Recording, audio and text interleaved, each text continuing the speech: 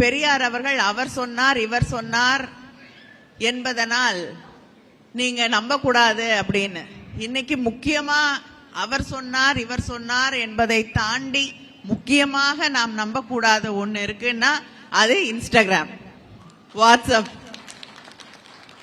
இந்த வாட்ஸ்அப் யூனிவர்சிட்டிஸை பயன்படுத்தி என்ன மாறுதல்கள் எல்லாம், எந்த சிந்தனை போக்குகளை மாற்றி அமைக்கக்கூடிய வழிவகைகள் எல்லாம் இந்த நாட்டில் நடந்துட்டு இருக்குன்னு நமக்கு தெரியும்.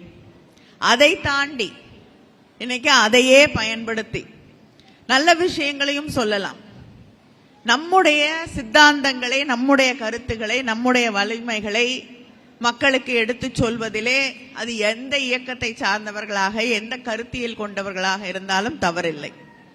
ஆனா அதையெல்லாம் தாண்டி ஒரு சாதாரண உதாரணத்திற்கு சொல்கிறேன் என்றால், தமிழ்நாட்டிலே ஒரு பெண் அமைச்சர் இருந்திருக்கிறார் சுகாதாரத்துறையிலே.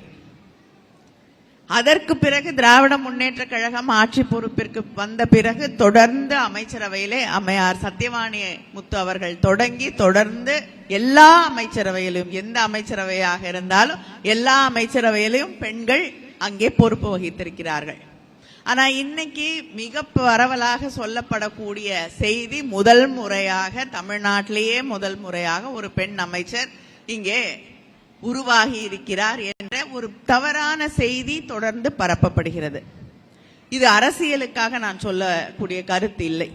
இப்படிப்பட்ட செய்திகள், ஏன்னா இது அரசியல் தாண்டி எல்லா விஷயங்களிலும், உங்களோட ஹெல்த் எடுத்துக்கிட்டீங்கன்னா உங்களுக்கு நிறைய பேர் இன்னைக்கு இன்ஸ்டாகிராம்ல அட்வைஸ் பண்ணுவாங்க, ஒரு குடும்பத்தை எப்படி நடத்துறது அப்படின்னு நிறைய செய்திகள் உங்களுக்கு, நிறைய பரப்புரைகள் உங்களுக்கு சொல்லப்படும். குழந்தையை எப்படி வளர்க்கறது அப்படின்னு பல செய்திகள் ஒவ்வொரு நாளும் வரும். எதை சாப்பிடலாம், எதை சாப்பிடக்கூடாது, எது உடம்புக்கு நல்லது, அப்படிப்பட்ட செய்திகள் வரும் பொழுது, ஏன்னா திஸ் இஸ் பிகம் ஆக்சுவலா இன்ஃபர்மேஷன் ஏஜ் அப்படிங்கறத தாண்டி இன்னைக்கு நாம நின்று கொண்டிருக்கிறது மிஸ்இன்ஃபர்மேஷன் ஏஜ்ல நம்ம நின்றுட்டு இருக்கோம்.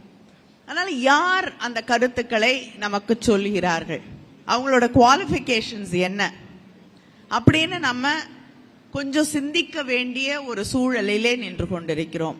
பிளே ஸ்டோர் மற்றும் ஆப் ஸ்டோரில் இருந்து பாலிமர் செயலியை QR கோடு மூலம் பதிவிறக்கம் செய்யுங்கள். செய்திகளை உடனுக்குடன் பெறுங்கள்.